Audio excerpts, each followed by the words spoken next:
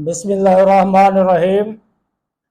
अस्सलातु वस्सलामु अलैका या रसूल अल्लाह, अस्सलातु वस्सलामु अलैका या हबीब अल्लाह। ला तदाद दरूद व सलाम हमारे प्यारे आका हज़रत मोहम्मद मुस्तफ़ा सल्लल्लाहु अलैहि वसल्लम और आपकी आल पर।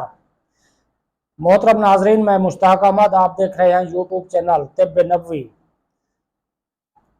हमारा पानी के मौजू के ऊपर बातचीत हमारी चल रही है। हमारी आज ये पानी के मौजू के ऊपर तीसरी वीडियो है। आज का मौजू है मा और फल्ज वाल बरद, यानी बर्फ और ओलों का पानी। बर्फ और ओलों का पानी। अहादीस में है कि नबी सल्लल्लाहु अलैहि वसल्लम नमाज की दुआएं इस्तिफ्ताह और दूसरी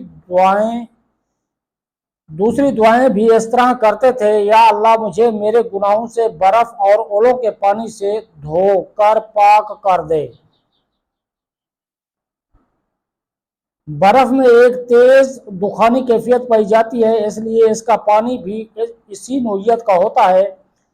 माफ़ी के लिए गुनाहों को बर्फ से धोने की दुआ में जो हिकमत है वो ये है कि दिल को ठंडक, मजबूती और कुव्वत की ज़रूरत होती है। इससे जिस्मानी और रूहानी इलाज का ये असूल उजागर होता है कि मर्ज का इलाज उसके मुतज़ाद और मुखालिफ चीज़ से किया जाए। ओलों यानी यालाबारी का पानी बर्फ़ के पानी से ज़्यादा लतीफ़ और ज़्यादा लजीज होता है। तालाब वगैरह की सतह पर जमी हुई बर्फ़ के पानी के ख़ास उसकी असल के मुताबिक होते हैं। बर्फ़बारी जिस किस्म की ज़मीन या पहाड़ पर हो उसी के मुताबिक बर्फ़ उम्दा या कमतर होती है। गुस्ल के बाद, मुबाशरत के बाद, वर्जिश के बाद, गर्म खाना खाने के बाद बर्फ़ का पानी पीने से इज्तनाब करना चाहिए। खांसी, सीने के दर्द और जिगर की कमज़ोरी के मरीजों को भी ठंडा पानी नहीं पीना चाहिए। जिस शख्स का मिजाज सर्द हो उसे भी ठंडे पानी से परहेज करना चाहिए। माउल आबार वाल वकुनी, कुओं और कारेजों का पानी।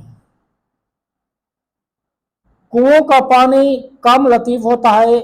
ज़ेर ज़मीन जमा शुदा पानी भारी भी होता है, क्योंकि ये एक ही जगह ठहरा रहता है, इसीलिए इसमें कुछ न कुछ ताफ़ुन ज़रूर पैदा हो जाता है। मज़ीद बरआं इस पर हवा का गुज़र भी नहीं होता, इसलिए कुएं से निकालने के फ़ौरन बाद पानी नहीं पीना चाहिए हत्ता कि उस पर एक रात गुजर जाए, ताकि उसे बखूबी हवा लग सके। सबसे निकम्मा पानी वो होता है जिसके बहाव के रास्ते में शीशा पाया जाए। बंद कुएं का पानी भी अच्छा नहीं होता, ख़ास तौर पर जब उसकी मिट्टी भी अच्छी ना हो, तो ये पानी बहुत निकम्मा होता है और तरह तरह की बीमारियों का बायस बनता है।